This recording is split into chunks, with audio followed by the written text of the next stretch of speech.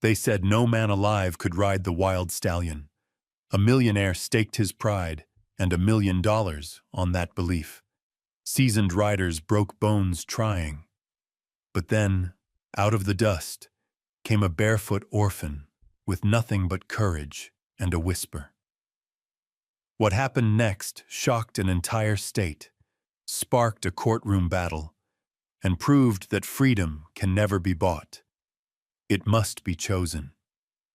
The Texas sun burned like a furnace over the hill country, bleaching the limestone hills and throwing long shadows across the endless fields of bluestem and mesquite.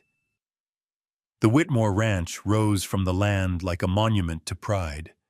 White-pillared porches, red-tiled roofs, and fences that stretched farther than the eye could follow. Everything about it screamed wealth and power. Inside the main barn, a crowd had gathered.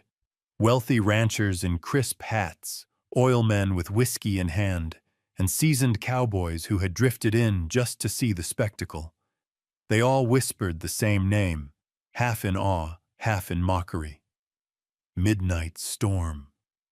The horse stood alone in a steel corral at the center, a black Mustang cross with shoulders like a war horse and eyes like burning coal. His coat gleamed as if it had swallowed the sun, and his hooves struck sparks when they hit the packed dirt. He had already thrown the best trainers in the state, some leaving with broken ribs, others with their pride shattered. At the head of the gathering, Charles Whitmore adjusted his linen jacket and tapped his silver-tipped cane against the ground. 62 years old, with hair as white as prairie cotton and skin browned by decades of ranching and oil money, he carried himself like a man used to command. His fortune, earned from both cattle and crude, had made him one of the wealthiest men in Texas. But it was his arrogance that filled the room more than his money. He raised a glass of bourbon, his voice carrying like thunder across the barn. "No man alive will ever ride my stallion," he declared, lips curling into a smug smile. "Not a single damn soul." The crowd murmured. Some chuckled, others shifted uncomfortably, but all eyes turned back to the stallion in the corral. Midnight Storm pawed the dirt, ears pinned back, daring anyone to enter.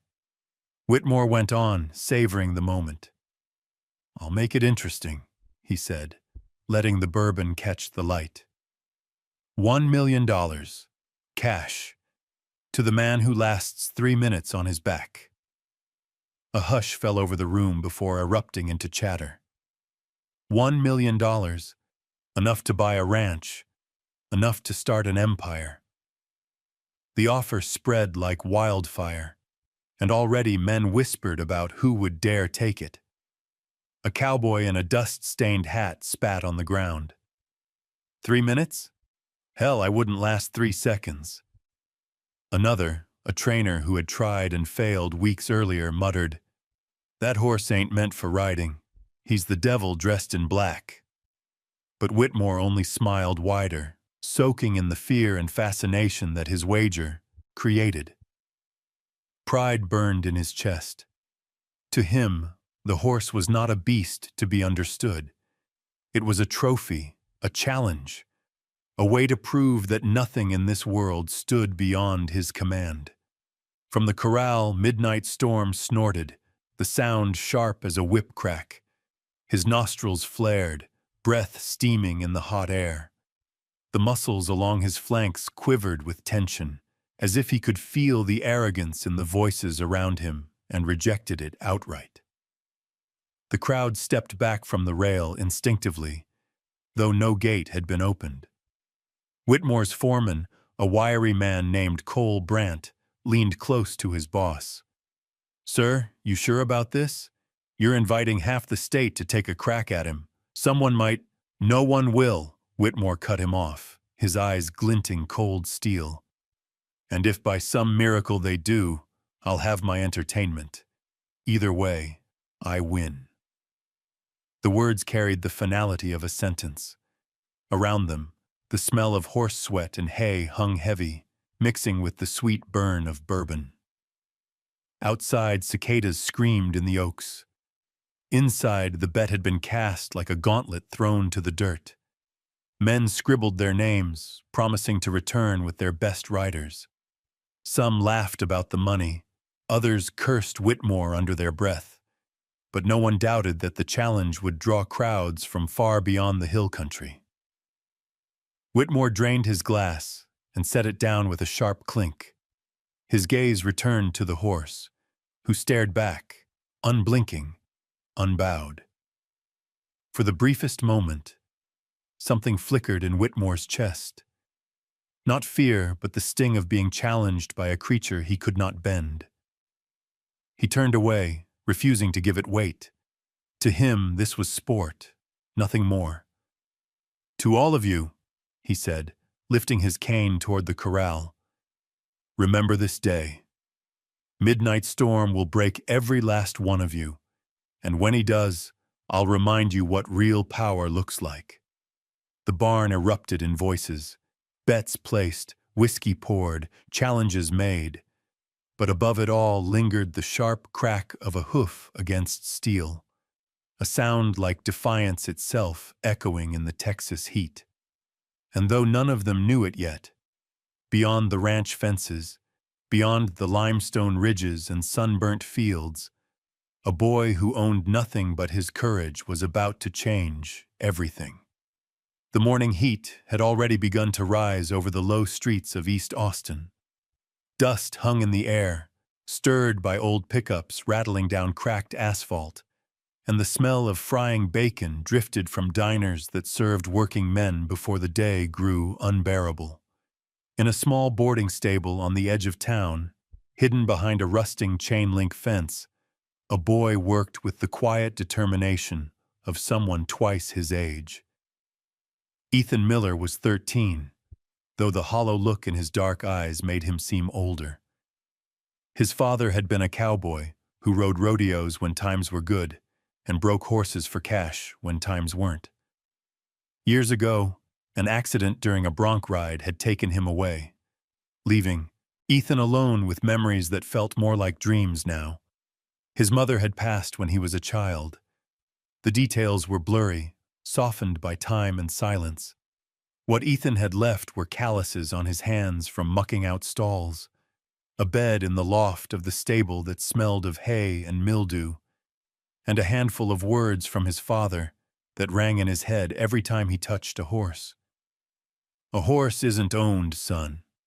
He chooses his rider. If you want his trust, give him yours first." The stable wasn't much. The wood was weathered and the tin roof rattled when the wind came off the plains. Yet, to Ethan, it was home, or at least the closest thing to it. He rose before dawn to sweep aisles and feed the boarders' horses. In return, the stable master, a gruff man named Mr. Ellis, gave him a bunk in the loft and a plate of beans at supper. It wasn't kindness so much as convenience. Ethan was another pair of hands that cost nothing. Still, Ethan took it without complaint. That morning, as he forked hay into a stall, the crackling voice of an old radio drifted from the tack room. The announcer's words made him freeze. "Billionaire rancher Charles Whitmore has issued a challenge. $1 million to anyone who can ride his black stallion, Midnight Storm, for 3 minutes. Riders from across the state are expected to try their hand at the Whitmore Ranch in the coming weeks." The pitch of Ethan's breath caught. He dropped the fork, straw falling in uneven piles. The name Midnight Storm felt like thunder rolling through his chest. He had heard whispers about that horse. Wild, dangerous, a Mustang mix that no one could handle. They said he had thrown seasoned cowboys like rag dolls, leaving them bruised and broken.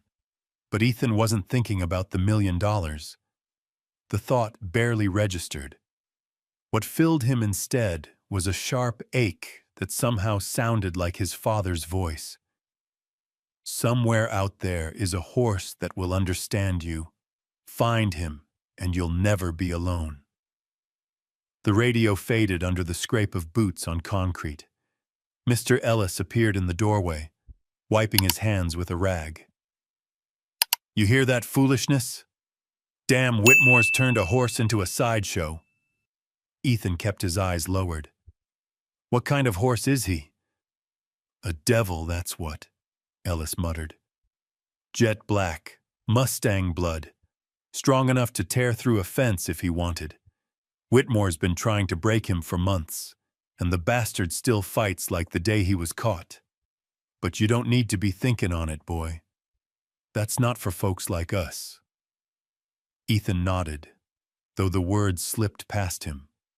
Something had already rooted in his chest, a seed that refused to be ignored. That night, when the barn lights flicked off and the other stable hands left, Ethan lay on his cot staring at the rafters. The air smelled of leather and manure, but beneath it lingered the memory of his childhood, the warmth of a campfire, the steady rhythm of a horse's breathing, his father's rough hand on his shoulder. He whispered into the darkness, as if someone might hear, "Maybe he's the one." The following day, as he carried buckets of water down the aisle, 2 ranch hands from the north side came in leading a trailer horse. They were loud, bragging about the Whitmore challenge. "You gonna give it a shot?" one asked the other. "Hell no. I'd rather keep my bones where they are. But think of it, $1 million, enough to buy half this town. Yeah, and enough to bury you when that devil stomps you into the dirt." Ethan stood still, gripping the handle of the bucket so hard his knuckles whitened. He wanted to ask them if anyone at all, had ever tried just talking to the horse. But he kept quiet.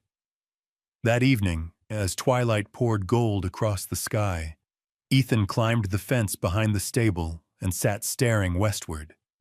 The horizon stretched endlessly, the sun sinking behind the hills like an ember dying in ash. Somewhere out there, beyond the ridges and the mesquite, lay the Whitmore Ranch. Somewhere out there stood Midnight Storm. His stomach twisted with fear, but it wasn't fear of the horse. It was fear of being laughed at, of being told he had no right to dream. He pressed his fists against his knees and remembered his father's last ride, the one that had ended in dust and silence. Ethan had been 5 years old, clutching the railing, watching his father thrown. The crowd gasped, the announcer shouted, and then came the stillness that stole the air from the boy's lungs. In that memory, he had wanted to scream, to run, to beg someone to help, but no one could. Since then, horses were the only things that made him feel less alone. Now, hearing of Midnight Storm, Ethan felt the pull of fate. The horse was said to be untamable, dangerous, wild. But maybe what he needed wasn't another whip, another rider, another show of power. Maybe he needed someone who knew what it was like to be left behind, to fight just to keep standing. That night he packed a small cloth bag, a piece of stale bread, a worn canteen, and the pocket knife that had belonged to his father. He left a note for Ellis, just 3 words scrawled in pencil. "Thank you, sir." Then he slipped out the back gate while the town slept, the cicadas shrieking in the humid dark. The road stretched long and lonely ahead of him. Each step kicked up dust that clung to his bare ankles. The moon rode high over the Texas hills, lighting his path with silver. Ethan kept walking, whispering softly to himself, as if the horse might already be listening. "Wait for me, Midnight Storm. I'm coming." The Whitmore Ranch had become a theater, and the whole of Texas seemed eager for a ticket. Word of Charles Whitmore's $1 million challenge spread like wildfire through saloons, rodeo arenas, and dusty truck stops. Men drove for hours, some from as far away as New Mexico and Oklahoma, each arriving with bravado on their lips and a gleam in their eye. They came in polished boots or worn spurs, carrying ropes and saddles that had seen 100 rides. They came believing they could be the one. The crowd grew larger with each attempt. The ranch hands built makeshift stands around the corral, and cars lined the fences like it was a fairground. Whitmore thrived on it. He dressed in tailored suits each day, leaning against the rail with a glass of bourbon, savoring every gasp, every cheer, every groan when another man failed. To him, it was theater, and he was the maestro. The first rider to try was a bronc-buster named Luke Carter, a rangy cowboy with scars up and down his arms. He climbed the rail with a grin that told the crowd he believed the money was already his.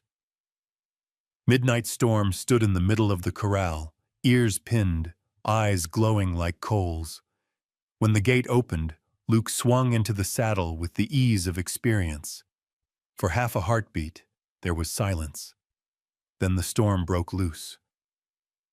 Midnight Storm launched into the air with a violence that seemed unnatural, twisting his body like a hurricane condensed into flesh and bone.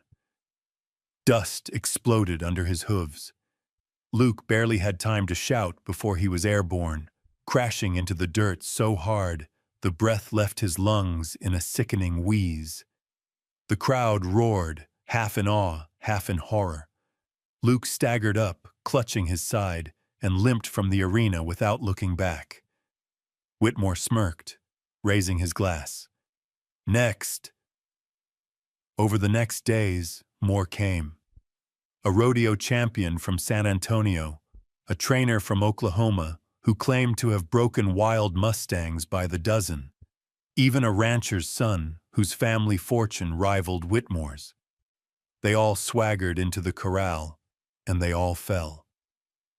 One man left with a shattered collarbone, another with blood streaming from his nose. One had to be carried out on a stretcher, his leg bent at an angle that made the crowd go silent. Every failure only fed Whitmore's arrogance. He made speeches from the rail, his voice dripping with contempt. You see, money cannot buy what does not exist. No man will ever tame Midnight Storm. His friends laughed, clinking glasses. The spectacle became more than a bet. It became Whitmore's declaration of dominance over man and beast alike. Yet, amid the chaos, whispers began to spread. Some said the horse wasn't just wild, but wounded. They spoke of the way his eyes never softened, how his anger seemed personal. A few old ranchers swore they could see it. This wasn't rebellion for rebellion's sake. This was mistrust, deep and carved into his soul. Someone had hurt him before he ever arrived at Whitmore's ranch. Still, men kept coming. The money was too much to ignore. Families drove down in caravans, mothers clutching children, while fathers watched the corral with envy in their eyes. Every failed attempt was met with cheers from the crowd, then silence as the rider limped away. The horse stood tall after each, victory, chest heaving, nostrils flared, never bowing his head. On the 10th day, after another rider was carted off with his arm broken clean through, Whitmore turned to his foreman, Cole Brandt, with a cruel glint in his eye. If no one rides him by the end of the month, I'll put a bullet in that beast. I bought him to be ridden, not to waste my time. Cole hesitated. Sir, folks won't like that. They came here for a show, not to watch a killing. Then they'll learn, Whitmore snapped. Everything has a price, even mercy. The words chilled Cole, though he said nothing more. The crowd didn't hear them, but the horse did. Midnight Storm tossed his head, eyes burning, as though he understood. By then, Ethan Miller had been walking for days, following the long road out of Austin toward the hill country. Dust coated his bare feet and clung to his ragged jeans. He passed fields of sunflowers leaning toward the sky, creeks running low in the summer heat, and roadside crosses where strangers had been lost on highways. Each night he slept beneath the stars, his father's pocket knife clutched in his hand, his heart pounding with equal parts fear and resolve. And all the while at Whitmore Ranch, riders fell. Pride cracked. Bones broke, the legend of Midnight Storm grew with every failed attempt. The crowd swelled, hungry for spectacle, while Whitmore sat above them all, king of a cruel game. The month ticked on, and though no one knew it yet, the real challenger was drawing closer with each mile. A boy with nothing in his pockets but a memory, and nothing in his heart but the belief that a horse's spirit could not be bought or broken. The Whitmore Ranch gates were tall, iron-wrought, and intimidating, standing like a challenge against the endless Texas sky. The road leading there was lined with pickup trucks and dust-choked cars, engines still ticking hot as their owners made their way inside to witness yet another attempt at conquering the Black Stallion. It was no longer just a wager. It had become a pilgrimage, a carnival of pride, pain, and whispered hopes of fortune. Ethan Miller arrived with his shoulders stooped from the long walk. His clothes clung to him with sweat, his bare feet cut and blistered by gravel roads. In one hand he carried his father's pocket knife, and in the other, a cloth bag so light it might as well have been empty. Yet his eyes, dark, steady, and determined, were alive with something no one at the ranch could recognize: conviction without arrogance. The guards at the gate spotted him before he got too close. Two broad men in pressed shirts and polished boots leaned against the posts, rifles hanging lazy across their shoulders. They squinted at the ragged boy trudging toward them, lips curling with disdain.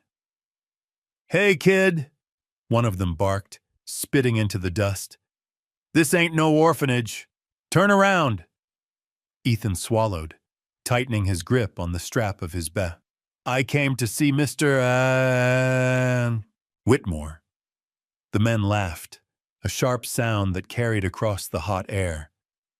"Mr. Whitmore doesn't take meetings with beggars. Go on, before you get yourself in trouble."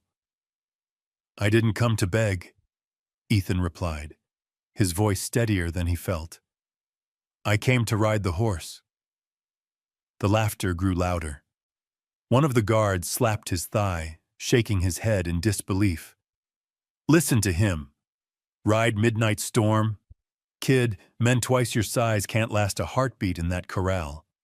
You'd be snapped like a twig." Ethan didn't flinch. "Mr. Whitmore said anyone could try. I'm anyone." The guards exchanged a glance. There was something in the boy's eyes, defiance maybe, or something harder to name. It wasn't bravado, it was belief. Finally, one of them grinned wickedly. "All right. You want a meeting with the boss? Let's see how he laughs at this." They marched him past the gates, through the ranch that spread like a kingdom across the land. Fences held prize cattle, and the main house stood tall, its white walls gleaming like bone in the sun. As they approached the wide porch, the sound of voices and clinking glasses grew louder. Charles Whitmore was at breakfast on his terrace, shaded beneath a broad awning. He wore a crisp white suit despite the heat, a Panama hat perched over his silver hair. Around him lounged his wealthy friends, oilmen, bankers, landowners, each sipping bourbon as if it were water. They turned curious eyes toward the strange procession. Two guards and a barefoot boy, dusty from the road. "What's this?" Whitmore asked, without bothering to look up from his plate. The guard smirked. "Says he came to ride Midnight Storm, sir." A ripple of laughter rolled across the terrace. One man nearly spilled his drink, shaking his head. Another leaned forward, eyes wide in mock disbelief. That scrawny thing. He can't weigh more than a sack of oats. My God, what a show this will be. Finally, Whitmore lifted his gaze, his steel-gray eyes fixing on Ethan. The boy met his stare without blinking. For a moment, Whitmore studied him the way one might study an insect that had crawled onto the table. Then a smile crept across his lips, cold and cruel. "You want to ride my stallion?" he asked. "Yes, sir." Ethan's voice was quiet but unshaken. "Do you even know what you're saying?" Whitmore pressed. "Men who've trained horses their whole lives couldn't last on him. He'll throw you, trample you, kill you without a thought. And yet you think you—" He let the words hang, waiting for the boy to break. But Ethan only stood straighter. "I don't want to break him. I want to talk to him." The terrace erupted in laughter. Glasses clinked, chairs scraped as men doubled over, tears forming at the corners of their eyes. "Talk to him," he says, "like he's a preacher come to save a horse's soul." Yet Whitmore didn't laugh. He raised a hand, silencing the others. There was a strange flicker in his expression, not respect, but interest. This wasn't the bravado he was used to. It was something different, something that made him want to see the boy fail even more. "Very well," Whitmore said, his voice smooth and mocking. "If it's death you're after, I won't deny you the stage. But remember this, 3 minutes. If you last, you earn the prize. If you don't—" He leaned back in his chair, sipping his bourbon. "Well, the ranch is always in need of hands to muck out the stalls." The crowd of guests cheered the announcement, eager for the spectacle. Bets were placed on how long the boy would survive. 10 seconds, 15 at most. No one wagered beyond a minute. The guards led Ethan across the yard toward the corral, where Midnight Storm stood waiting. Dust swirled in the air, the scent of hay and sweat heavy on the wind. People followed, forming a circle along the railings, their faces hungry for the drama about to unfold. Inside the corral, the stallion pawed the ground, black mane whipping like a banner in the heat. His eyes burned with mistrust, his muscles rippling with tension. Every inch of him radiated danger. The gate creaked open. Ethan stepped forward, the world narrowing to the sound of his own heartbeat. Around him the crowd jeered, placing bets, calling him a fool. Ahead of him stood the horse that no man could tame, the creature said to be worth a fortune and doomed to die if he resisted too long. He gripped the strap of his bag once more, remembering his father's words. "A horse isn't owned, son. He chooses his rider." And with that, the barefoot boy crossed into the corral. The corral had never been so quiet. The crowd pressed against the rails, their laughter fading to a tense murmur as the barefoot boy stepped onto the dust.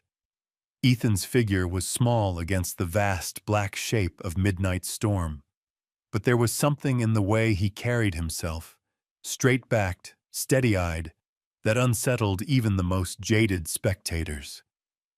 The stallion stood at the far end, ears pinned, nostrils flaring as if he could already sense the difference in this challenger. Ethan's heart pounded, but he forced himself not to rush. The dust shifted beneath his bare feet as he crossed a few paces into the ring, then stopped. He let the silence settle, closing his eyes against the jeers from behind the fence. He didn't speak loudly, didn't wave his arms like the others had. Instead, he sank to the ground, folding his legs under him, hands resting loosely on his knees. The crowd erupted in confusion. "What the hell's he doing?" someone barked. "He's sitting down?" Another voice laughed bitterly. "That horse is gonna run him right over." Even Whitmore, watching from his shaded chair, arched an eyebrow in amusement. But Ethan wasn't listening to them. He was listening to the horse. He breathed slowly, letting the hot air burn through his chest, then whispered, barely loud enough for those nearest the rail to hear. "I know what it's like to be trapped. I know what it's like to not trust anyone. I'm not here to break you." Midnight Storm's ears flicked, the muscles across his shoulders quivering. He pawed the dirt, a warning, but his eyes stayed fixed on the boy. The crowd leaned forward. The hush grew heavier, as though the whole ranch held its breath. "I don't have whips," Ethan continued softly. "I don't have spurs. I don't want to own you. I just want to listen." His voice shook, but it was steady with conviction, carrying an honesty no one else had offered. For long seconds, nothing happened. The stallion snorted, pacing along the rail, every line of his body taut with suspicion. Dust swirled in the sunlight, heat rising in waves. Ethan remained motionless, eyes lowered, the image of vulnerability itself.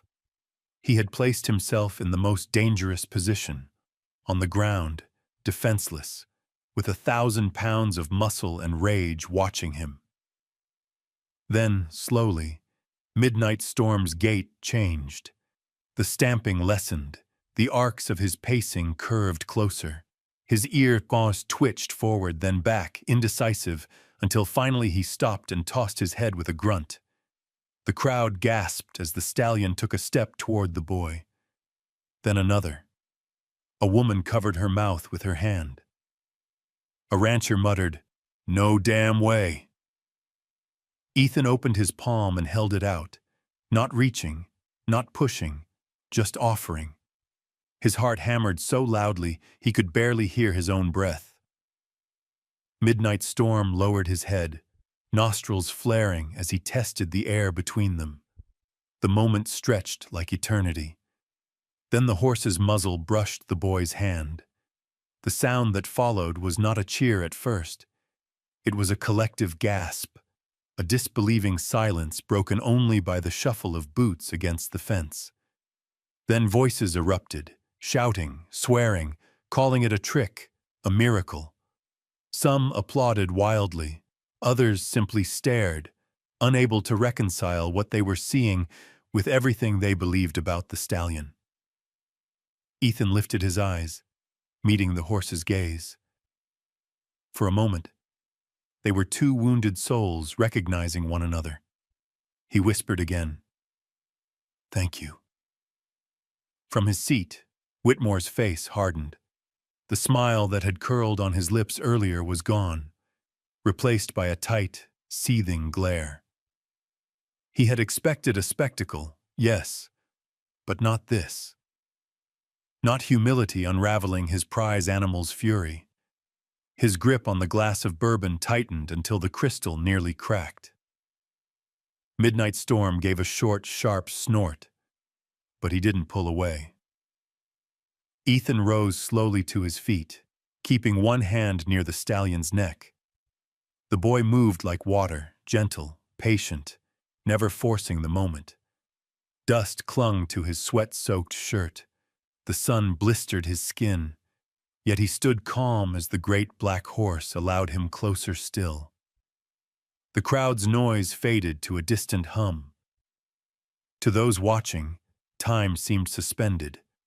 A barefoot boy, a wild stallion, the fragile space between them bridged not by force but by trust.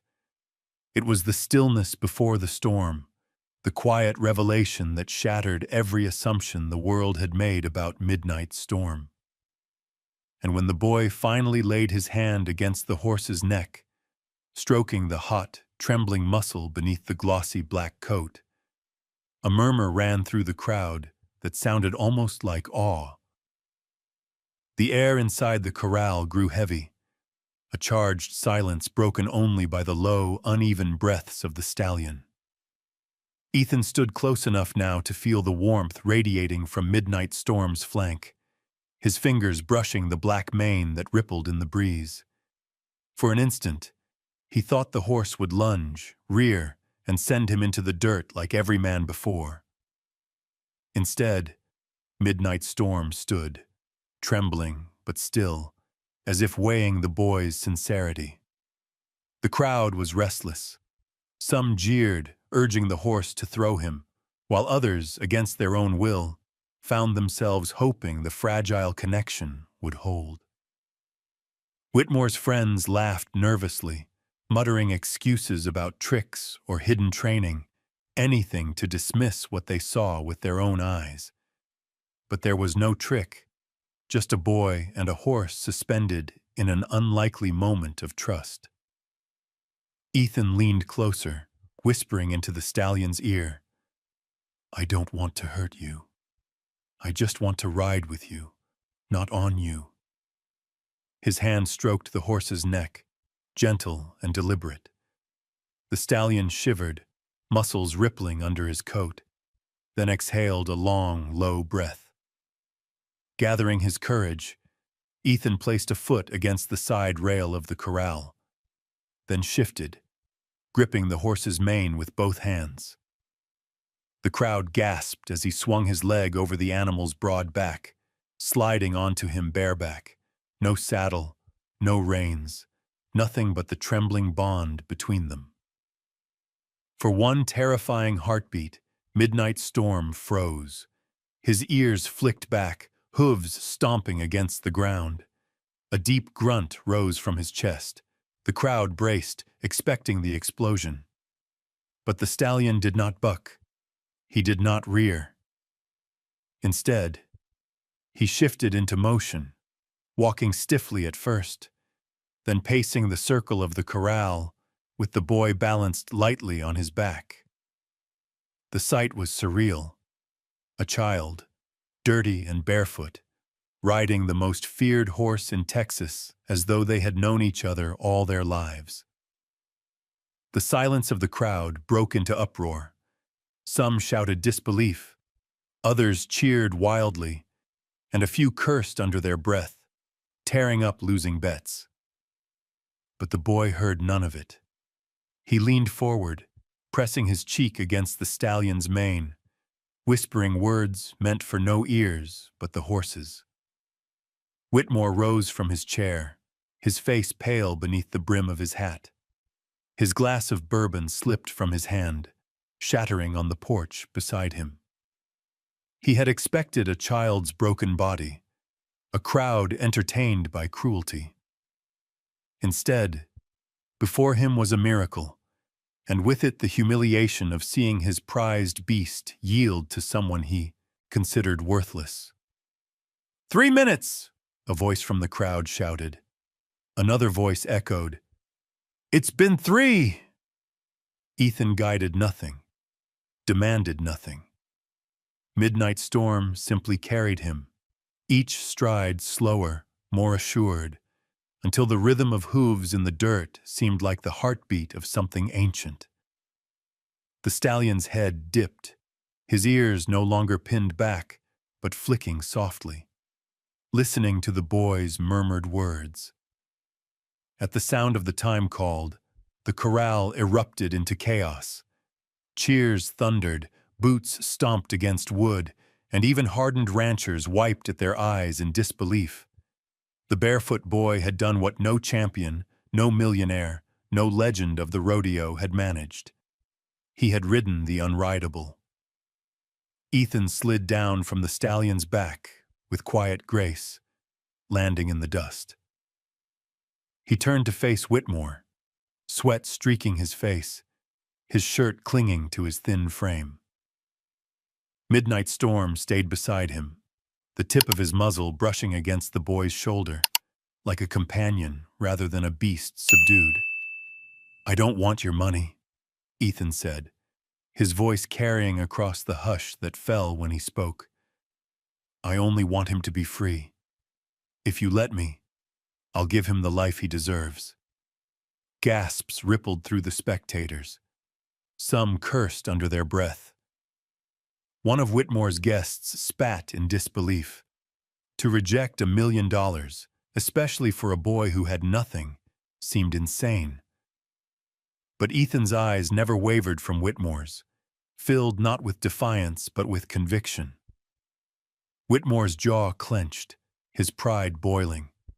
He had crafted the wager to prove his supremacy, to show the world that even in failure, no man could claim what was his. Now, before a crowd of witnesses, a child had undone him, not with strength or force, but with humility. The stallion shifted beside Ethan, brushing him again with his muzzle. The gesture was simple, but to those who saw it, it carried the weight of a decision. Midnight storm had chosen, and as the sun dropped low in the Texas sky, painting the corral in amber light, the image seared itself into every watching heart. A boy who owned nothing standing beside the untamable horse he had not conquered, but befriended. The ranch yard seethed with noise, a wave of disbelief crashing against the rails of the corral. Bets were torn up in angry hands. Men shouted accusations of trickery. Women fanned themselves as though to steady fainting hearts. Yet through it all, the boy stood in the dust beside Midnight Storm, his hand resting against the stallion's neck, the animal as calm as if he had been born to follow him. The chaos of the crowd could not break the strange, sacred stillness between them. Charles Whitmore stepped forward at last. He descended from his terrace like a king forced to approach the gallows. His boots struck the dirt with sharp authority, his face pale beneath his silver hair. For a moment he stared at the boy, then at the stallion, his lips twisting into something between a snarl and a smile. "You've made quite a scene," he said, his voice low but carrying. "And you've embarrassed me before my guests. Congratulations." His eyes narrowed, hard as steel. "But the horse is mine. Money was the wager, not ownership. You've proved your point. Now take the cash and leave."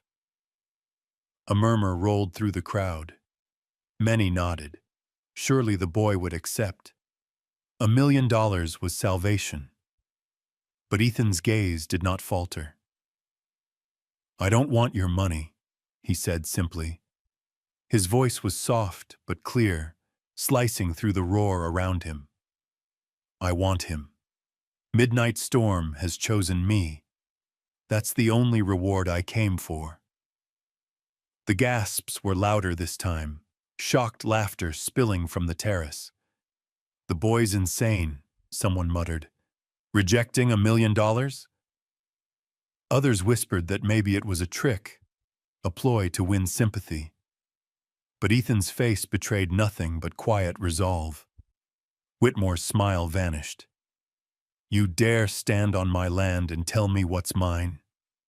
That horse cost me more than you'll ever see in your miserable life. He eats better than you ever have. And you think a moment in the dust makes him yours?" Ethan touched the stallion's neck, feeling the steady thrum beneath the skin. He decided, "Not me. If you really believe you own him, then let him prove it." The challenge fell like a stone into water, ripples spreading through the crowd. Whitmore blinked, then laughed bitterly. "What did you say?" "Let him choose," Ethan repeated. "Stand at one end of the corral, I'll stand at the other. Call him. If he comes to you, I'll walk away and never ask again. If he comes to me—" His throat tightened, but he forced the words out. "Then he's mine." The silence that followed was suffocating. Even the cicadas outside the yard seemed to pause. Whitmore's men shifted uneasily. His guests leaned forward with morbid fascination. The arrogance of the wager was undeniable, yet so was the honesty in the boy's demand. Whitmore's pride could not resist. His voice cut the air like a knife. Fine. Let's give the people their show. We'll see if this beast truly knows loyalty. The corral was cleared. The crowd pressed back against the rails. Whitmore positioned himself at the southern end, his white suit glowing in the sun, his voice already booming with confidence. Ethan walked to the northern end, his feet raw against the dirt, his hands trembling but steady as he laid one last stroke against the stallion's muzzle. Midnight Storm stood in the center, tossing his head, eyes darting between the two figures. Dust swirled around his legs, his ears twitching at the tension. The boy whispered once more, "Choose, friend. Choose where you belong." "Come here, Storm!" Whitmore's command rang out, harsh and commanding.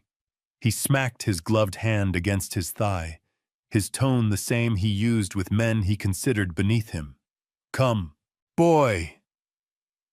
Ethan raised his hand, palm open, and spoke barely above the wind. "It's your choice. If you want me, I'm here."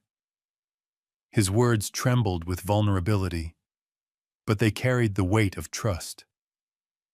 For a long, torturous moment, the stallion did not move. The crowd held its breath, eyes darting between millionaire and orphan, between wealth and nothingness. Then, slowly, Midnight Storm lowered his head and began to walk. At first one step, then another. The muscles rippled under his black coat as he closed the distance, not to Whitmore, who barked louder, commanding, but to the barefoot boy, standing with nothing but an open hand. Gasps erupted. "No, no way," a man stammered. Whitmore's face drained of color, his lips tightening into a hard line. Midnight Storm reached Ethan and pressed his muzzle into the boy's chest with a deep, resonant snort. The gesture was not of submission, but of recognition, the final seal on the bond they had formed. Ethan wrapped his arms around the stallion's head, burying his face in the thick black mane as tears stung his eyes. The corral exploded with noise. Some cheered wildly, others jeered, but no one could deny what they had seen. Whitmore's pride, his fortune, his authority had all been undone by a boy with nothing but honesty. Whitmore stood frozen, fists clenched so tight his knuckles whitened. He had lost, not the wager, but something far greater. His command, his pride, the illusion that money ruled every living thing. And in that loss, he saw the eyes of the crowd upon him, no longer admiring, but judging, their whispers like knives. "Take him, then," he spat finally, his voice dripping venom. "But know this, boy, you've made an enemy you won't soon forget." The words clung to the hot air like a curse. Ethan heard them, but did not flinch. He pressed his forehead to Midnight Storm's and whispered softly, "We're together now." And in that moment, under the burning Texas sun, the choice was made, not by the millionaire, not by the boy, but by the stallion who would never again bow to arrogance. The sun had dipped low by the time Ethan left the Whitmore ranch behind, his hand resting lightly on Midnight Storm's mane as the stallion walked beside him. The crowd's roar had faded into a distant echo, replaced by the steady rhythm of hooves against dirt and the whisper of wind through the mesquite trees. With every step away from Whitmore's land, the boy felt lighter, as though the weight of years had lifted from his shoulders. For the first time in his life, he wasn't wandering alone. They traveled for hours under the shifting sky. Midnight Storm moved with wary grace, his muscles coiled but calm, never straying far from Ethan's side. The boy spoke softly as they walked, telling the horse stories he hadn't told anyone in years. About his father's laugh, about the nights he used to lie awake in the loft, listening to rain drip through the roof about the loneliness that had followed him like a shadow since he was old enough to understand the word orphan. Midnight Storm responded with snorts, with the occasional flick of his ears, with a presence so steady it made Ethan feel for once that someone was listening. By dawn, they reached the small town of Marble Falls, nestled between the rolling hills and the winding Colorado River. It wasn't much, just a main street lined with brick storefronts, a diner with faded neon, and a feed store whose windows smelled of dust and grain. To Ethan, it looked like salvation. To the horse, it looked like freedom. The townsfolk noticed them the moment they entered. Men paused at the gas station pump. Women froze in the middle of sweeping porches. Children pressed their noses against glass windows. A barefoot boy with ragged clothes leading a black stallion as proud and shining as a legend. It was a sight too strange to ignore. Whispers followed them down the street, rising like the hum of bees. Ethan led Midnight Storm to the edge of town, where the clang of hammer against iron rang from a weathered building. The sign above the door read, Dawson and Son Blacksmith, though the N Son had long since been painted over. A broad-shouldered man with a gray beard worked at the forge, sparks flying as he shaped a horseshoe on the anvil. When he noticed the boy and horse at his gate, he set down his hammer, wiped his hands on his leather apron, and narrowed his eyes. "You lost, kid?" he asked, his voice rough but not unkind. Ethan shook his head. "I'm looking for work, and a place for him." He gestured toward Midnight Storm, who lifted his head, ears pricked forward as if judging the man. The blacksmith stepped closer, his gait heavy but steady. His weathered hands traced the air near the stallion without touching, his eyes sharp with experience. "Fine-looking animal," he muttered. "But he's no ordinary horse. Where'd you steal him from?" "I didn't steal him," Ethan said quickly, his voice breaking with urgency. "He chose me. Everyone at Whitmore's ranch saw it." The name Whitmore drew a reaction. The man's brow furrowed, his mouth tightening. He had no love for the millionaire. Few in those parts did. "If that's true," he said slowly, "you're carrying more trouble than you realize." Ethan lowered his eyes. "I just need a chance. A place to keep him safe." The silence stretched. At last, the man sighed, leaning back on his heels. "Name's Hank Dawson. I've got an empty stall in the back and a cot in the loft, if you don't mind hard work. You pull your weight here, maybe we'll figure something out." Ethan's chest swelled with gratitude. "Yes, sir. I'll work as hard as I can." Hank opened the gate, and Midnight Storm stepped through, his hooves striking sparks against the gravel. The stallion paused only to glance back at Ethan before entering the barn, as if giving his approval. Life settled into a rhythm in Marble Falls. Ethan rose at dawn to feed and groom the stallion, his hands learning every ripple of muscle beneath the glossy black coat. He mucked stalls, hauled water, swept the forge, and watched Hank shape metal with the patience of stone.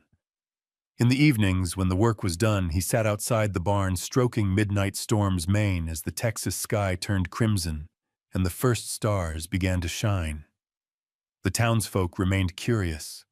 Some were suspicious, convinced the horse had been stolen. Others whispered admiration, calling Ethan the boy who tamed the untamable. Children gathered near the fence, daring each other to touch the stallion's flank, though none had the courage. A few kind souls, like the woman who ran the diner, slipped Ethan extra bread or a slice of pie, murmuring, "For the boy and his horse." Still, beneath the fragile peace, a shadow lingered. Ethan could feel it in the way strangers stared too long, in the muttered warnings Hank offered before bed. Whitmore was not a man to accept humiliation quietly. His pride had been wounded, and men like him did not forgive. But for now, Ethan let himself breathe. He had a roof above his head, food in his belly, and midnight storm in the stall beside him. For the first time, he felt the stirrings of something he had never known: belonging. And though he sensed the storm yet to come, Ethan clung to the present. The sound of the hammer ringing in Hank's forge, the smell of hay and iron, the soft nicker of the stallion in the twilight. It was fragile, yes, but it was real. And to a boy who had walked the world alone, it was everything. Marble Falls seemed peaceful in the daylight. A town where the river ran quiet under the bridge and children played stickball in the dirt streets. Ethan began to imagine he could build a life here, simple but steady, with midnight storm grazing in the pasture behind Hank Dawson's forge.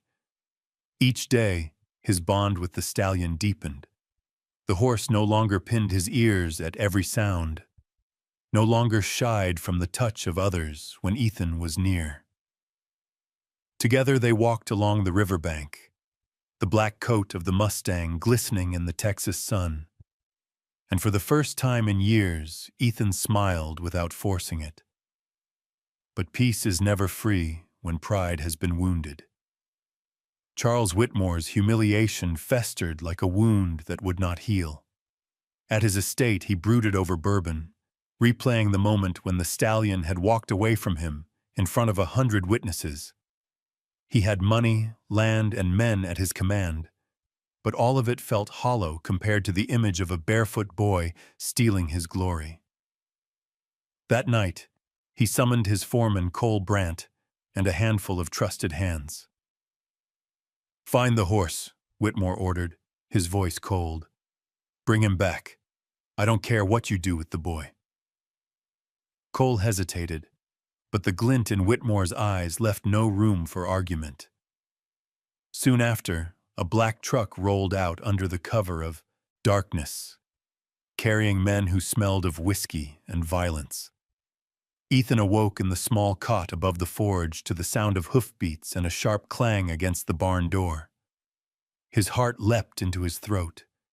Grabbing the pocket knife from his bag, he stumbled down the ladder, bare feet slapping against the wooden floor. The night air was heavy, the only light spilling from a lantern Hank had left by the forge. 2 figures were crouched at the barn door, one prying at the latch with a crowbar, the other holding a rope coiled in his hands. Midnight storm snorted angrily inside, hooves striking against the stall floor. The sound of iron against wood carried a promise of violence. "Hey!" Ethan shouted, his voice breaking the silence. The men froze, then turned. One laughed under his breath. "Well, look who we've got here. The little hero himself." "Step aside, kid," the other warned, his voice like gravel. "This ain't your fight.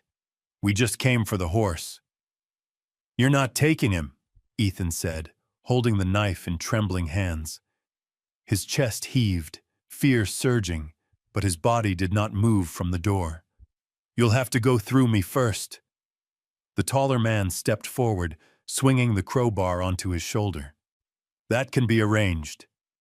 Before he could close the distance, a shout boomed through the yard. "Enough!" Hank Dawson stormed from the forge with a hammer in his hand, the lantern light glinting off his gray beard and steel-hard eyes. Behind him came neighbors roused from their beds, Mrs. Carter clutching a broom, the young butcher with a cleaver still stained from the day's work, a retired soldier named Boone carrying his old hunting rifle. One by one, townsfolk filled the yard, their faces grim with determination. The intruders hesitated. The odds had shifted in a heartbeat. "You boys best be on your way," Hank growled, standing broad in the lantern light. "This town doesn't take kindly to thieves." The man with the crowbar sneered, but his bravado faltered under the weight of so many eyes. He spat into the dirt. "This ain't over," he muttered. Then, with a sharp gesture to his partner, he turned and disappeared into the night, the black truck growling as it sped away. Silence fell heavy after their departure, broken only by the restless snorts of midnight storm inside the barn. Ethan's grip on the knife loosened as his knees threatened to buckle. Hank placed a steady hand on his shoulder. "You all right, boy?" the blacksmith asked. Ethan nodded, though his breath came shallow. They were here for him. Whitmore sent them. The townsfolk exchanged uneasy glances. The name carried weight, even here. Whitmore's wealth stretched far, his influence deeper than most dared to admit. Mrs. Carter tightened her shawl around her shoulders. "If he wants that horse, he won't stop. You know that." Hank's jaw set like stone. "Then he'll have to come through all of us." In the days that followed, Marble Falls changed. Neighbors took turns watching the forge at night. Lamps burned later in windows. Shotguns were cleaned and leaned by doors, and whispers filled the diner and the feed store. Ethan felt the eyes of the town on him wherever he went, some filled with admiration, others with fear. He hadn't meant to drag them into his fight, but now their lives were tangled with his. At night, lying on the cot, he listened to midnight storm shifting in the stall below, the steady sound of hooves against straw. He whispered to the horse through the boards, "I won't let them take you, no matter what." The stallion answered with a soft snort, as if he understood. The shadows of Whitmore's wrath had reached Marble Falls, and though the boy and the horse had found a place to belong, they knew the storm was only beginning. By the time the morning sun rose over Marble Falls, the story of the midnight intrusion had already spread. At the diner, whispers rolled like smoke between coffee cups. At the feed store, men spoke in hushed voices about trucks seen on the back road. In the church, women murmured prayers for the boy and his horse. Fear had crept into every corner, but with it came a spark of defiance. Ethan could feel the town's eyes following him as he walked the main street. Some faces were sympathetic, nodding with quiet encouragement. Others were wary, calculating whether standing beside him was worth the risk of Whitmore's wrath. He understood. The millionaire's reach was long, and people had seen what happened to those who crossed him. But even with doubt in the air, there was something else too. A sense of pride that their small town had something worth defending. Hank Dawson never said much about that night, but his actions spoke clearly. He reinforced the locks on the barn, sharpened his tools until they gleamed, and stood at the forge with a fire in his eyes Ethan hadn't seen before. "He thinks we're afraid," Hank muttered as sparks leapt from the anvil. "But he's never met Marble Falls when it's got something to protect." It wasn't long before outsiders came.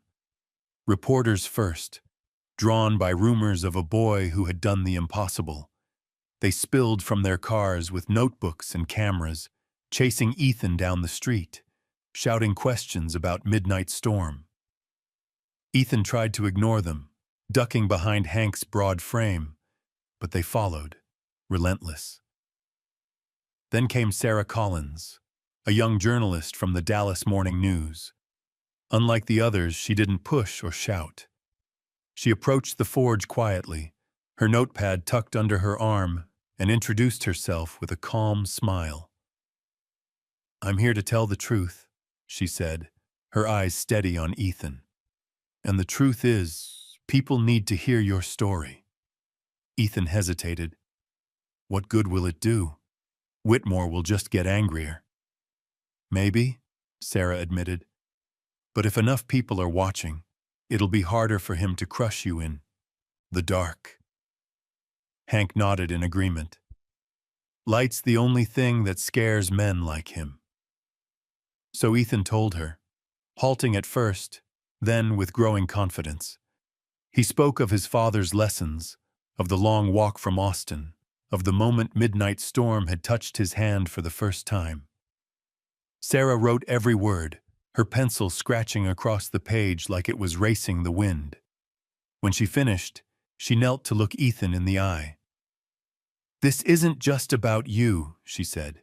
"It's about every little town that's ever been stepped on by men with too much money. You and that horse. You give people hope." Days later, the headline appeared across Texas. "The orphan who tamed the untamable." The article spread faster than wildfire on dry grass. Newspapers from Houston to Amarillo picked it up, and soon radio stations were telling the tale of the barefoot boy and the black stallion who defied a millionaire. Letters began arriving in Marble Falls, some scrawled by hand, others typed on elegant stationery.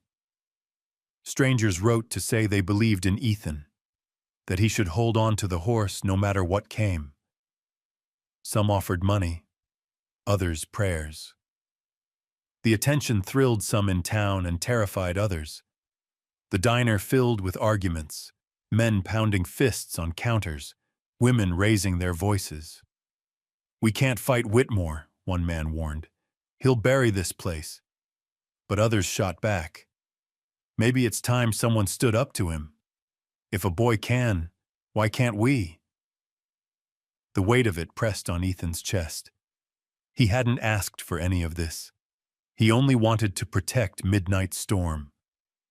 But now he could feel the hopes of strangers settling on his shoulders, turning his quiet act of courage into a battle larger than himself. At night, lying in the loft, he listened to the stallion's breathing below and whispered, "I don't know if I can carry all this." Midnight Storm would nicker softly in response, as if reminding him that he wasn't carrying it alone. Whitmore's anger boiled hotter with every printed word. He slammed the newspaper onto his desk, bourbon spilling from his glass. "They're making me the villain," he raged to Cole Brandt. "That boy's no hero. He stole from me. And if the courts won't fix it, then I'll take matters into my own hands." Cole shifted uneasily. "Sir, the eyes of the whole state are on you now. If you make the wrong move—" "Then I'll blind them all," Whitmore snapped, his voice sharp as broken glass. And so the fire spread, not just in Marble Falls but across Texas, a flame of attention and defiance that would not be smothered. For some it was hope, for others it was danger. For Ethan it was the beginning of a battle he had never wanted, but could no longer avoid. The story that had once been confined to dusty roads and ranch fences now blazed across Texas like a summer storm. Headlines carried Ethan's name and Midnight Storm's legend. Talk shows debated the point saut, meaning of ownership, and preachers in Sunday pulpits spoke of faith and freedom, weaving the tale of boy and horse into sermons about justice. For Marble Falls, the attention felt both like a shield and a target. People came from nearby towns to see the stallion for themselves, crowding the fences with wide-eyed children and skeptical ranchers. And though Ethan tried to remain the same quiet boy he had always been, he felt the world pressing closer every day. Charles Whitmore, meanwhile, sat at the center of his estate like a general plotting a war. He had not smiled since the day the stallion chose another. His rage grew sharper with every column that painted him as a tyrant, and every letter that praised the barefoot boy who had humiliated him. Pride had always been his lifeblood, and now it burned like poison in his veins. On a muggy evening, Whitmore summoned his lawyers. They came in black cars that lined his drive, carrying briefcases polished like mirrors. They sat in his study beneath the mounted horns of long-dead trophies, while he paced before them, glass in hand. "The boy's story is touching," Whitmore sneered. "But law doesn't care about stories. That horse is mine. I paid for him, I housed him, I fed him. The papers prove it.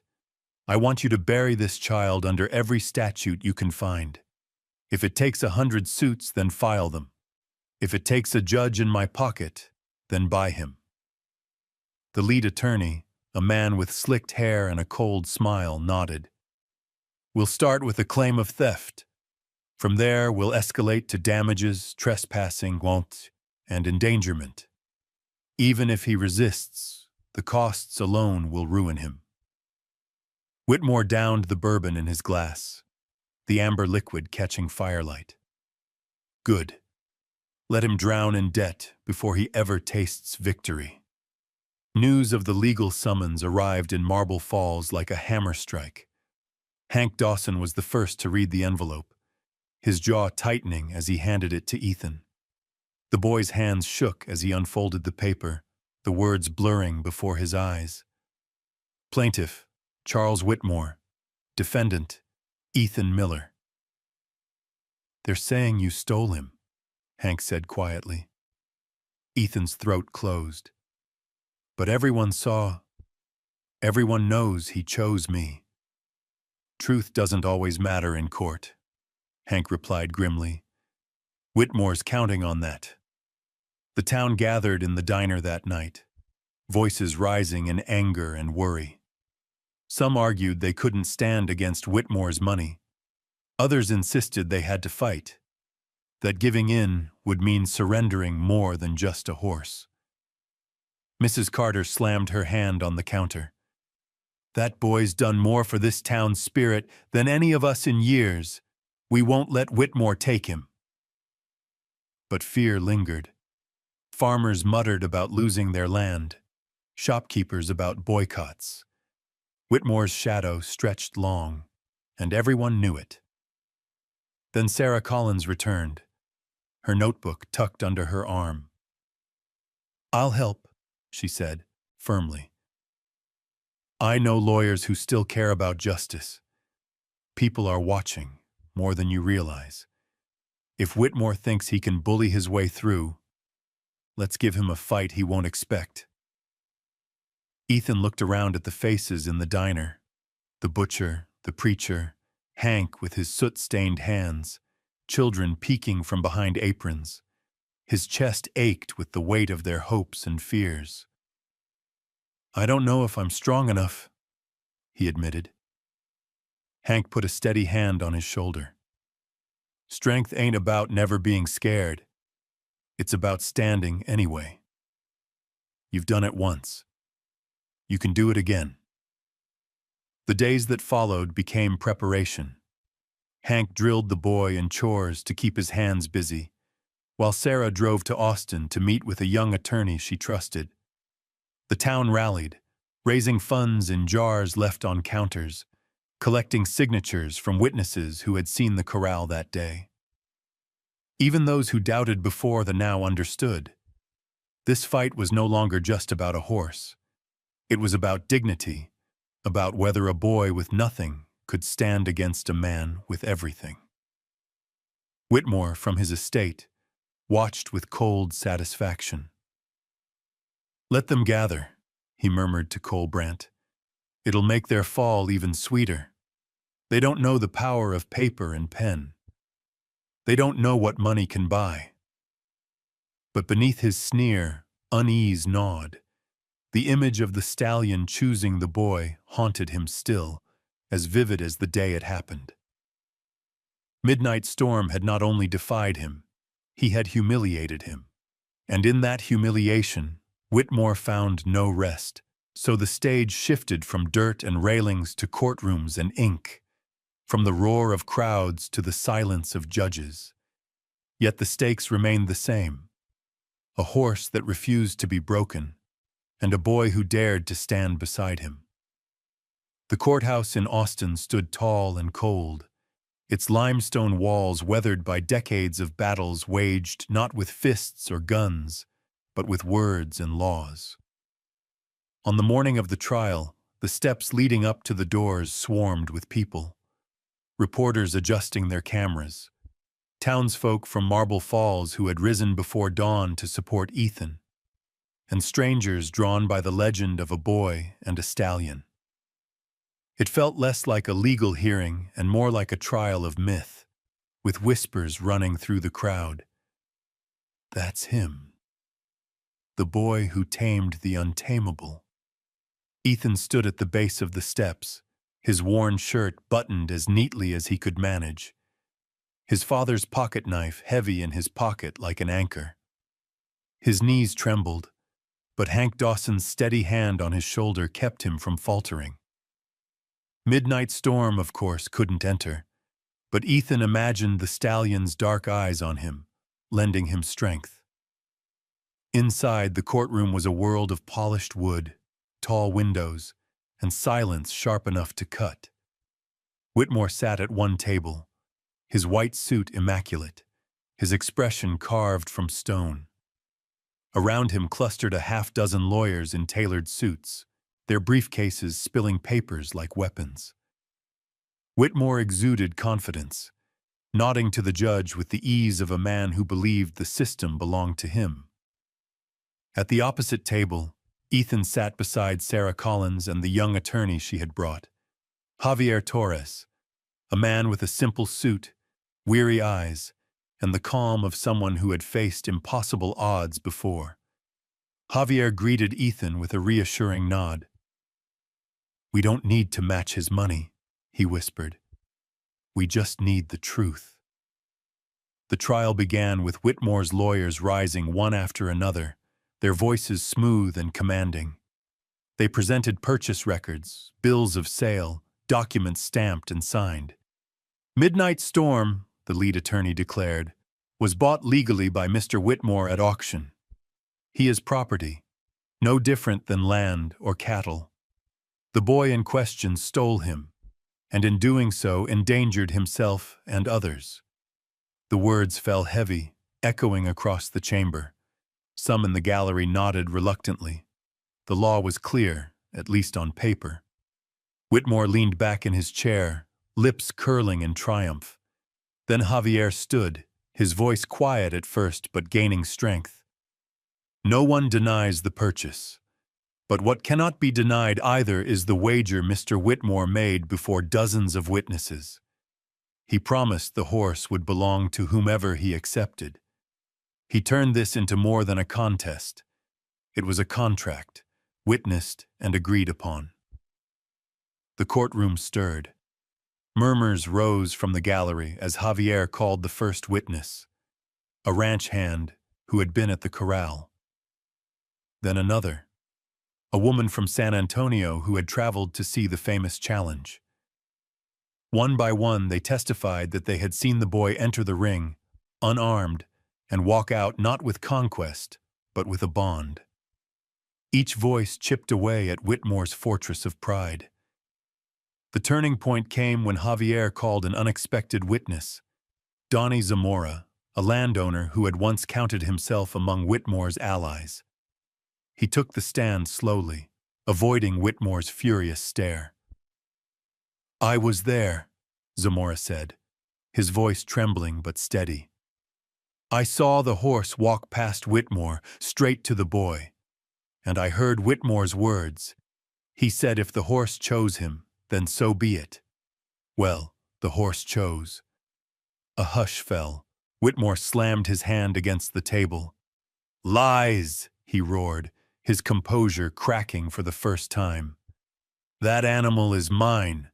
No boy, no trick, no soft words will change that." His voice echoed like a whip through the chamber, but instead of silencing the room, it revealed the depth of his desperation. At last, the judge turned to Ethan.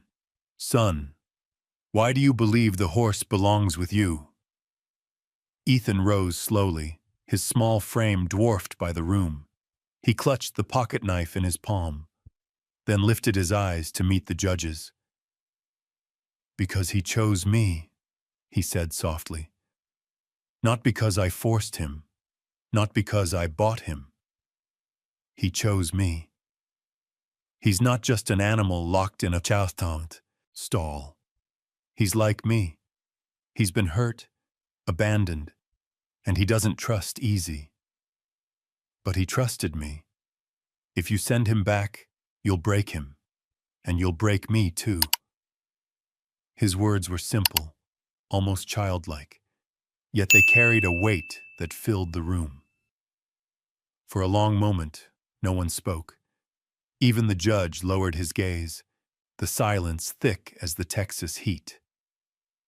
Whitmore seethed, whispering to his attorneys, but the air in the courtroom had shifted. The spectacle of wealth and paperwork no longer mattered against the sight of a boy standing bare before the law, with nothing but his truth. When the closing arguments ended, the judge withdrew. The minutes stretched like hours, the crowd restless, Ethan's heart pounding in his chest. Then at last, the door opened and the judge returned, his expression unreadable. He raised the gavel. This court recognizes that though Mr. Whitmore legally purchased the horse, he voluntarily relinquished that right by his wager, witnessed and confirmed. Therefore, ownership is granted to the defendant, Ethan Miller. Midnight Storm shall remain in his care. The gavel struck. Cheers erupted in the gallery, echoing through the halls. Sarah embraced Ethan, tears in her eyes, while Hank lifted him into a rough, proud hug. Whitmore sat frozen, his face bloodless, his fists white with rage. As he rose to leave, he leaned close enough for Ethan to hear his hissed words. "This isn't over, boy. You don't know the enemies you've made." Ethan didn't answer. He only looked toward the window, where the sunlight streamed in like freedom, and thought of Midnight Storm waiting for him. For the first time, justice had spoken louder than power. The courthouse doors swung wide, and sunlight poured over the crowd like a blessing. The verdict still echoed in Ethan's ears, the gavel strike resounding in his chest, as though it had been hammered into his very heart. People surged forward on the steps, clapping his back, calling his name. Some shouted blessings, others simply wept. To them, it was more than a legal victory. It was proof that the powerful could be held to account, that truth could triumph over wealth. Sarah Collins scribbled notes furiously, her hands shaking with excitement. "You don't understand what you've done," she whispered to Ethan as they pushed through the throng. "This will be on every front page in the state by morning, maybe the country." Ethan's face flushed. He wasn't thinking of newspapers or headlines. His only thought was of Midnight Storm, waiting in the stall at Hank's forge. He imagined the horse's deep, dark eyes, the breath that smelled of hay and dust, the steady sound of hooves when he shifted in the straw. More than any verdict, that bond was his freedom. Whitmore, however, walked from the courthouse like a man carrying fire in his chest. He ignored the reporters clamoring for comment, shoved past hands that reached for answers, and climbed into his black car without a word. But as the engine roared, he leaned close to the glass and glared at Ethan. His lips barely moved, but the boy caught the shape of the words. "This isn't over." Back in Marble Falls, the town erupted as if they themselves had won the trial. The diner served free pie to every patron. The preacher rang the church bell, and children ran through the streets chanting Ethan's name. Hank Dawson sat on the porch of his forge, pipe smoke curling around his weathered face, and watched as strangers streamed into town just to catch a glimpse of the boy and the stallion who had humbled a millionaire. That night, Ethan returned to the barn. Midnight Storm lifted his head the moment the boy entered, snorting softly. as though he had known all along. Ethan wrapped his arms around the horse's neck, pressing his cheek against the coarse black mane. "We did it," he whispered. "You're free now. No one can take you away." But even as he spoke, Ethan felt the weight of Whitmore's shadow. The verdict had given him legal rights, but it had not stripped the millionaire of his pride or his reach. He remembered Whitmore's eyes, cold, promising vengeance. Freedom had been won, but it was fragile, like glass in a storm. Still, that night, the town celebrated. Lanterns were strung along the main street, guitars strummed old songs, and people danced under the stars. Sarah raised a glass and toasted, "To Ethan and Midnight Storm, proof that courage still has a place in this world." The cheer that followed rolled through Marble Falls like thunder. Ethan stood at the edge of the crowd, Hank beside him. The blacksmith's eyes softened as he looked down at the boy. "Your father would be proud," he said simply. The words struck deep, filling a hollow Ethan hadn't realized was still aching. He swallowed hard and nodded, unable to speak. Later, as the noise faded and the stars burned brighter overhead, Ethan led Midnight Storm to the pasture behind the forge. The stallion trotted free in the moonlight, mane whipping like a banner. Ethan leaned against the fence, his chest aching with joy. "You're not mine," he whispered, "but you're with me. And that's enough." In that quiet moment, under the wide Texas sky, justice felt more than a verdict. It felt alive, breathing in the steady rhythm of hooves, carried on the soft wind that rustled the mesquite. For the first time, Ethan allowed himself to believe in the word he had never dared to hope for before. Home. The summer air in Marble Falls carried a sweetness that had been missing for years. It was more than the scent of mesquite smoke or the bread cooling on kitchen windowsills. It was the feeling of release, the lifting of a burden the town hadn't realized it bore. With Whitmore's grip broken in the courthouse, people walked taller, voices rang louder, and laughter carried farther across the riverbanks.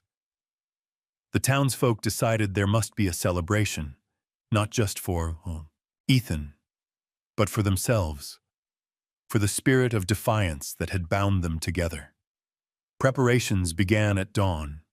Strings of colored lanterns were hung across Main Street, glowing like fireflies as the sun began to set. Long tables were hauled into the open square, covered in gingham cloth and piled with food: barbecued brisket, cornbread, peach cobblers, and sweet tea sweating in glass jars. The air shimmered with music as fiddles and guitars tuned for the night ahead, their notes already coaxing children into giggles and stomping feet. Ethan hardly knew what to make of it all. He had never been the center of anything before. Most of his life he had been invisible, a shadow in the corner of barns and alleys. Now, everywhere he turned, hands clapped his back, voices called his name, and strangers smiled at him as if they had always known him. He felt shy under the weight of their attention, but whenever he faltered, Midnight Storm was there, towering and black, the glow of lanterns reflecting off his sleek coat.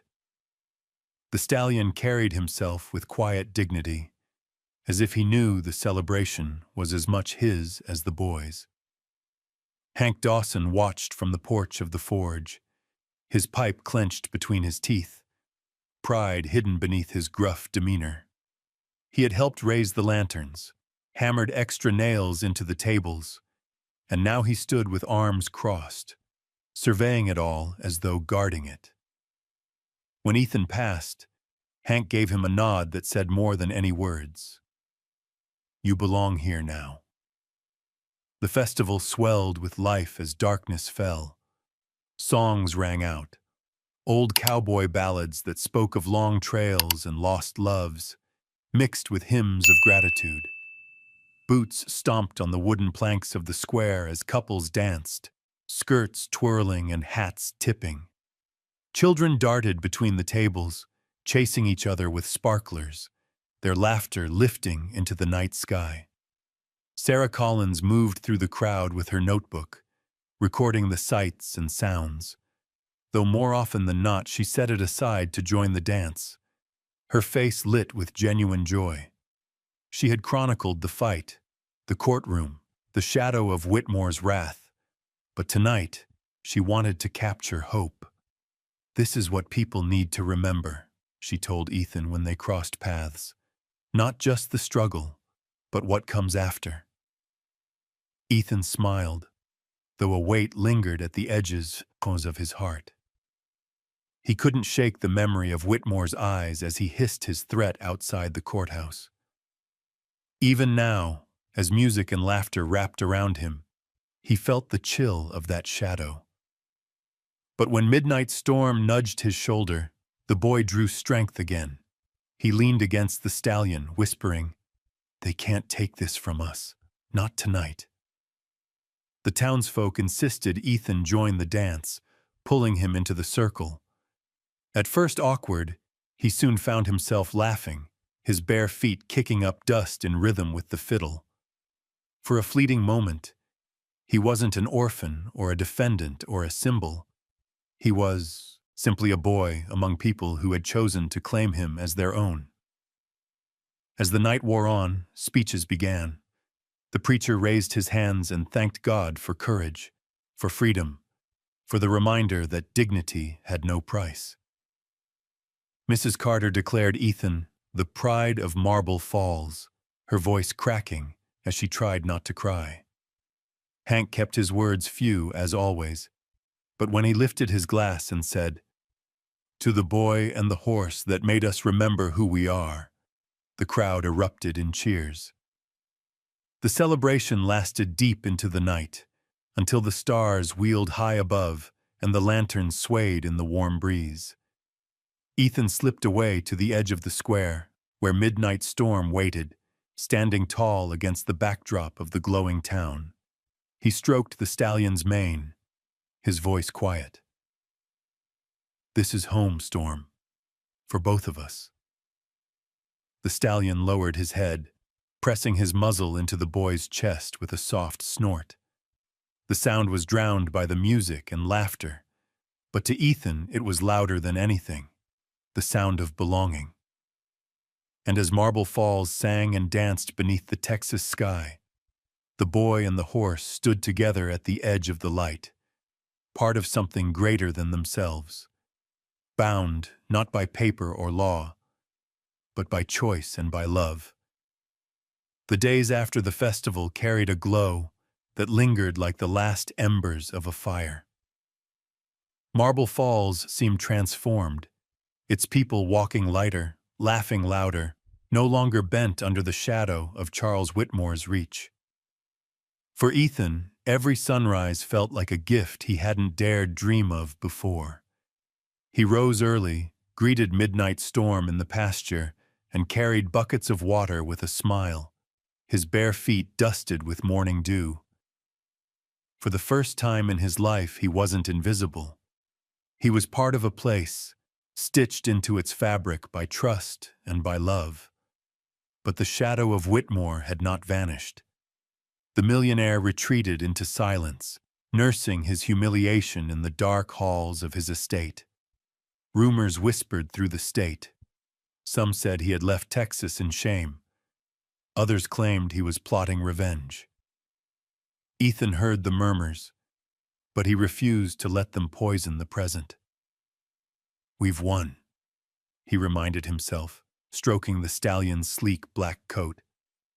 "And even if he comes again, we'll face him together." Midnight Storm thrived in freedom. He ran the open fields with a power that left onlookers breathless, his hooves drumming the earth like thunder. Yet when Ethan whistled, the stallion always returned, ears flicking, eyes bright, lowering his head to the boy's touch. What had begun as survival was now companionship, unbreakable and steady. The people of Marble Falls began to see the pair not as legend, but as family, symbols of resilience who belonged as much to the town as to each other. One evening, as the sun bled red across the sky, Hank Dawson found Ethan by the pasture fence.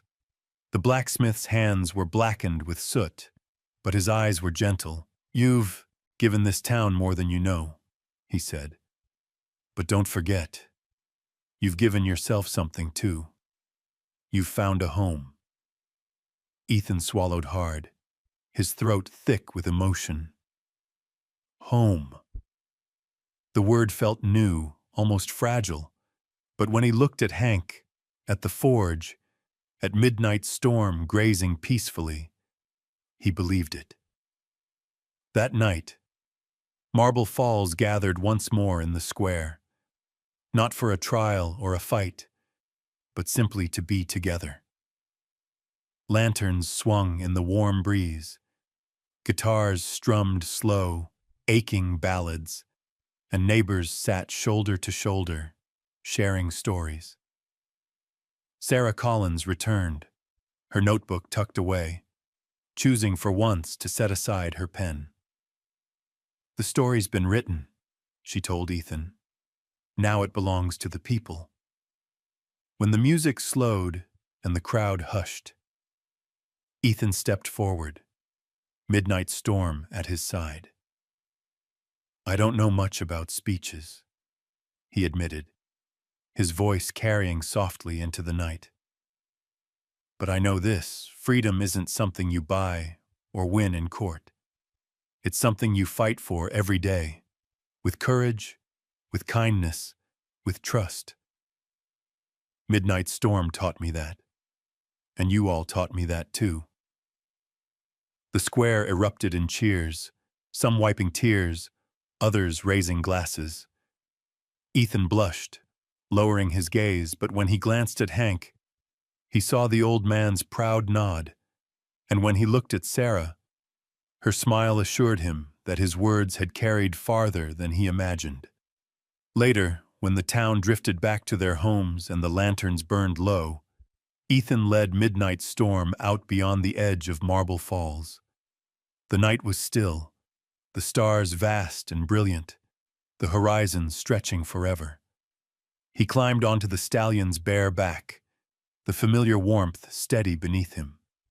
With a soft nudge, Midnight Storm surged forward, galloping into the open land, mane streaming, hooves striking sparks from the earth. The wind tore through Ethan's hair, stung his eyes, filled his lungs with fire. He laughed, a sound pure and unburdened, as the world blurred around him. In that moment, there was no court, no millionaire, no shadow of vengeance. There was only a boy and his horse, two souls scarred by the world, but healed by each other, racing side by side into freedom. When they slowed at last, standing on a rise above the valley, Ethan looked back at the twinkling lights of Marble Falls. The town was small, fragile in the vast Texas dark, but it was his. Midnight Storm tossed his head, snorting into the night air, and Ethan pressed a hand against his neck. "We're home," he whispered. "No one can take that from us." The stallion stamped once as if sealing the vow. Together, boy and horse stood against the horizon, the night wide open before them, their bond unshakable. Whatever storms might come, they would meet them not as master and beast, but as equals, as family, as free. And so their story ended not with conquest or wealth, but with the simple truth that had carried them from the first moment in the dust-filled corral.